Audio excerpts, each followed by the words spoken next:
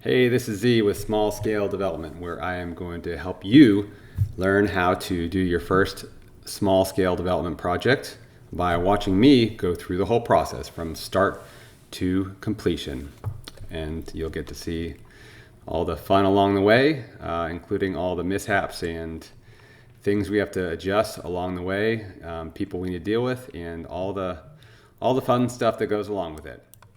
So today, right now, we're going to be talking about we talked a little bit in the last episode about splitting our lot into four and doing four houses. Today, we're going to talk, or this video, we're going to talk about doing 6 townhouses. You know, imagine doing 6 townhouses across the front. And we can look at either renting them or selling them. So right now, first, we're going to look at selling them. So these townhouses, 18 by 32, 2-story, they're 1,152 square feet. And so in the last one, we said the land was $240,000. We can build 6 of them. So if we split each lot, essentially is $40,000 per lot is what we're paying for it. And construction cost, we're saying it costs $150,000 to build the townhouse. That's $130 a square foot. I think in the previous one we were saying $150 a square foot for the single family house. We could probably do them a little cheaper. Townhouses, they share a wall, share some insulation, less siding, only 3 sides of siding, etc. So save on some things like that. And let's say we can sell them each for $250,000. Now, in this case, we're going to assume there's a 10% sales cost. So last time, remember, we said we're going to assume 6% sales cost. It goes to the realtor, so that's 3% to the buying side, 3% to the selling side, 1.5% for closing costs, and then 2.5% for miscellaneous. Whether you're buying a fridge for the buyer, or you have a little bit of cost overruns or some repairs, things like that you need to pay for. May give you a little buffer on interest payments. So our net sale from, the sale price minus sale cost is $225, and then we take away $190,000 from that's the actual cost, so we're left with a net profit of $35,000. If we do 6 of them, that gives us a total profit of $210,000. Now, again, this is very rough, back of the envelope, but this is just to get you started to kind of see, okay, what you want to do is put in some conservative numbers here, just kind of give you a feel for, okay, this is what my project is going to look like. Now, you don't have the plans probably yet. There's a lot of stuff you don't know. You may not know what construction costs, and it varies a lot. But you can just say, you ask some builders, what's stuff going for. And again, I'm using this construction cost as all in. That's the plans, the permit fees, the interest payments, all the soft costs, and all the hard costs, contractor fee, etc. So that's what I'm putting in here. As you get to know the market, as you get to understand what those costs is, I want you to fill those out in more detail. But today we're just going to look at the two sides, the lot value and the construction. And we'll go from there. So if you're going to sell these, this is in the current market, we're looking at, you can get 100% loan to cost. So, and this is our market, today's market. This may change if, the market softens. So you can get the less of 100% of the cost and 80% of the value. So the total value, 80% of the value is $200,000. The cost is $190,000, and so our maximum loan is going to be $190,000, and we're going to have 0 equity required. In this case, the for the total project, it's a $1.14 million total project, and it doesn't require any extra equity. Now, again, as I said last time, that's not really a true statement, but it's kind of gives you a feel. So if you buy the land for $240,000, you're going to have to buy it. Banks are not going to give you 100% a loan on a piece of land, typically. So that's going to cost you, let's say, it could be 50%, it could be 30%. Right now, I think we can get them for 25%. I think that, land does not, you don't have any, you can't earn income from land, presumably. I mean, you could rent it out of the space, but typically, I think it makes more sense to pay cash for land that's not productive, unless you have a construction project ready to go. Otherwise, you're going to be just paying interest, and have negative cash flow. But let's say you get a loan for 75% of the loan, and you get a loan for 75% of the purchase price. That means you come up with $60,000 for the equity. Then you put in whatever it is, $10,000, $20,000, $30,000 for the plans, getting permit ready. You come up with $100,000. Then when you go to do your construction loan, you can get all of that money refunded because you have no equity required. So let's say you figure it'll take you 6 months to get the project ready to permit. You come up with $60,000. You come up with another $30,000 to get it all permitted and ready to go. Assuming you have good relationships with the bank and you have good bank balance sheet, good finances, you can get the construction and then loan, which will then repay you all this. And, then you get your construction underway and get your next project started. Now, there's a lot more to that. You'll need to know what your, have reserves for cost overruns and for interest payments, et cetera. But that's kind of just a quick look at it. Maybe the kind of, if you're looking at getting outside funds for this. So that is one of the benefits of selling, building to sell. You can, you have not as much equity as generally required. Now we're going to look at doing the same project, but as a rental, what we're looking at. So we're going to keep a lot of these parameters the same, but we're going to look at it a little bit differently. So now we are going to look at it as a rental. So again, 1,152 square feet. It's worth, $250,000. But now when the bank looks at it, they're not looking at it so much as if you are selling it, but if you're renting it, and you want to know the same thing too. So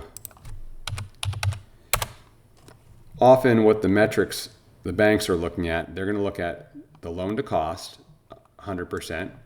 They're going to look at the loan to value, 80%. But what they also are going to look at is the debt service coverage ratio.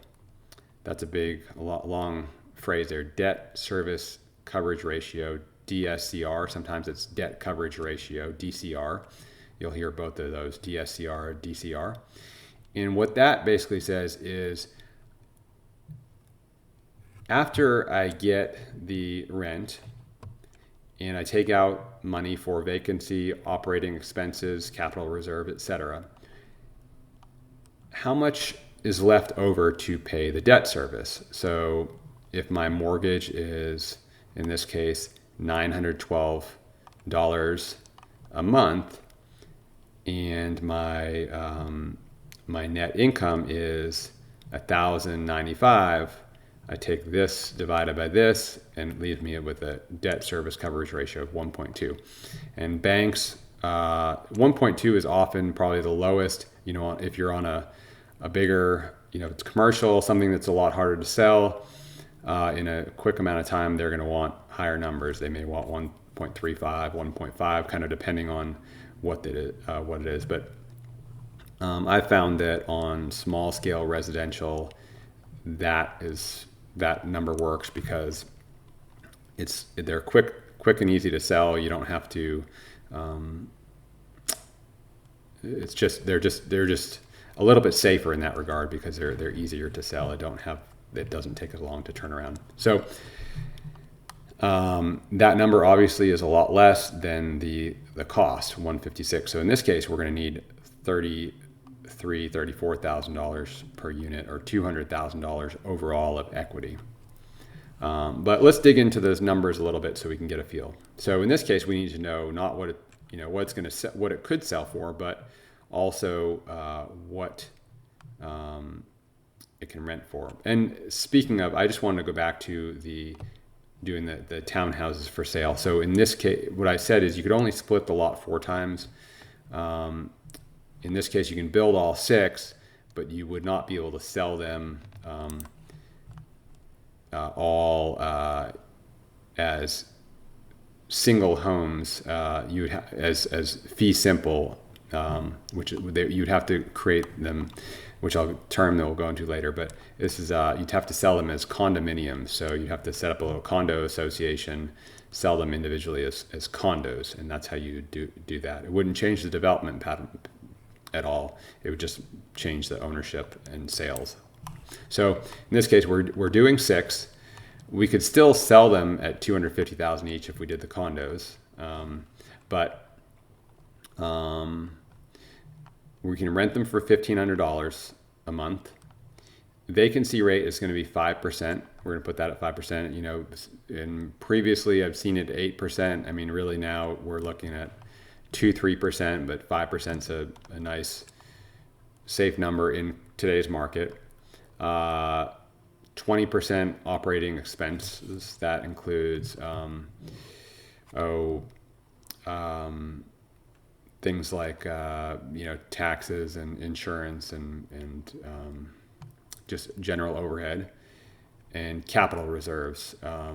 Sometimes with a new construction, you can get away with putting in 0 because for the first 5 years you're probably not going to have any expenses, and then you may need to adjust. But in 3 years from now, we may see rents at $1,600, and so they may balance out. I'm going to just put 2% here for now. Not a bad idea to save for a rainy day. The first year, certainly and this number OpEx could be higher. A lot of times that may be higher too. But if you hire a full-time manager or a manager who's going to do it, if you're going to do it, it's not a bad idea to assume that that you are paying for a property manager and leasing manager in your budget, because eventually you're going to want to do that. But you also are dealing with trying to manage it and raise funds to do your project. So I'm going to put it like that for now. We can talk about that later. So based on our total loan, we can say, okay, well, our total loan is going to be $156,000, and therefore, if we're looking at a 5% interest rate over 25 years, our mortgage payment is going to be $912.50 a month. That gives us a debt service coverage ratio of 1.2 and a cash flow of $182 a month. And if we break that, or multiply that by 6, we're going to get a monthly cash flow of $1,095 and a total cash flow of $13,000 for the year.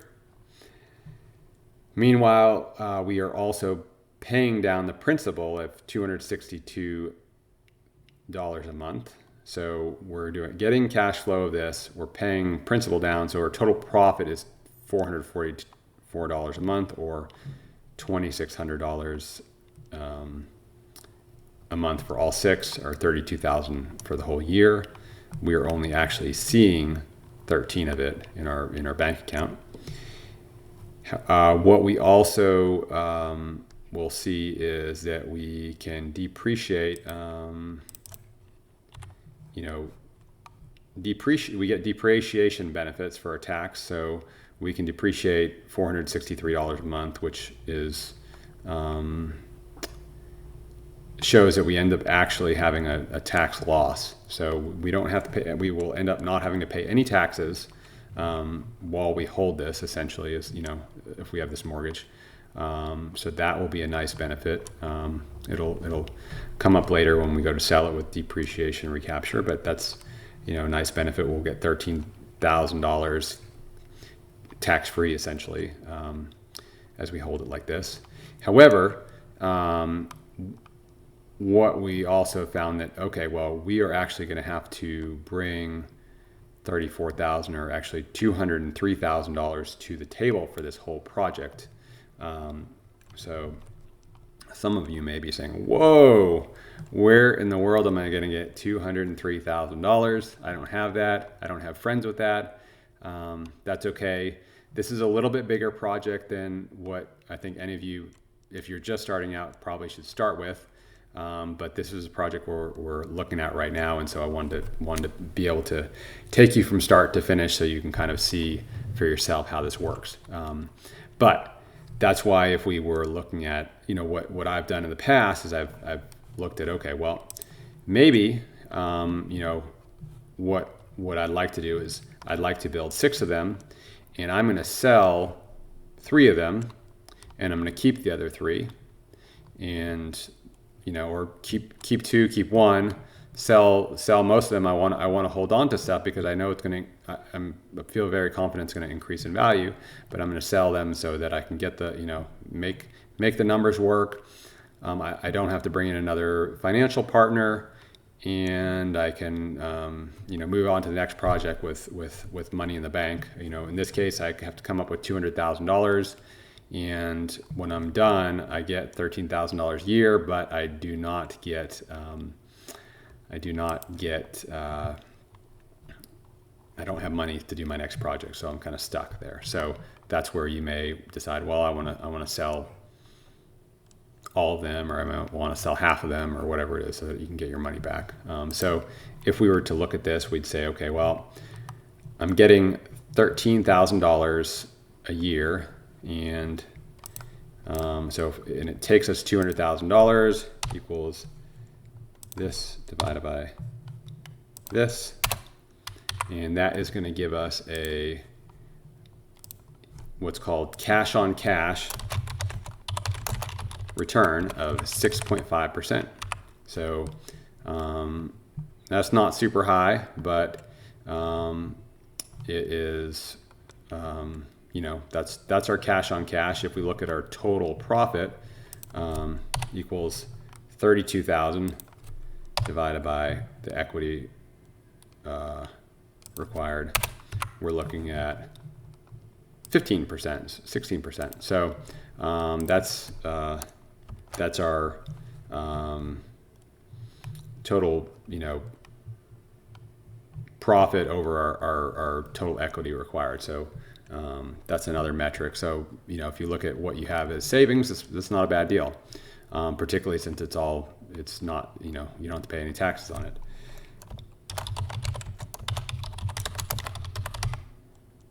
Of course, if next year, if I'm wrong about this, or rents are higher once we get done, we can actually, so if rents were $1,500, we can get a loan of $156. If they're $1,600, we can get a loan of $166. Now all of a sudden, our cash on cash is going to be 9.9%, and total equity return is 24.2. So, small differences in these can have a pretty big difference to your project over time with regard to loans, returns. But I think, if you're getting started, your goal should be to have a nice, successful project that, where you gain a lot of experience and hopefully earn a little bit of money on your very first project, so that you can then start another. I wouldn't worry about, hitting all your metrics and doing all that stuff. Obviously, if your project says you're going to lose money, don't do that as your first project. If it says it's going to make a lot of money and you end up breaking even, I think for your first project, that is a great first project. Something where you learn a lot and you can go on again and do it again, and you'll figure out how to do it better. First projects we did were, barely made any money, but learned a ton and was able to keep going. So with that, we're going to call it a day for now. I know some of you will have a lot of questions, and hopefully we can answer them in future videos. Until then, this is Z with Small Scale Development, where I'm going to walk you step by step through developments so you can see how to do them yourself. Thank you.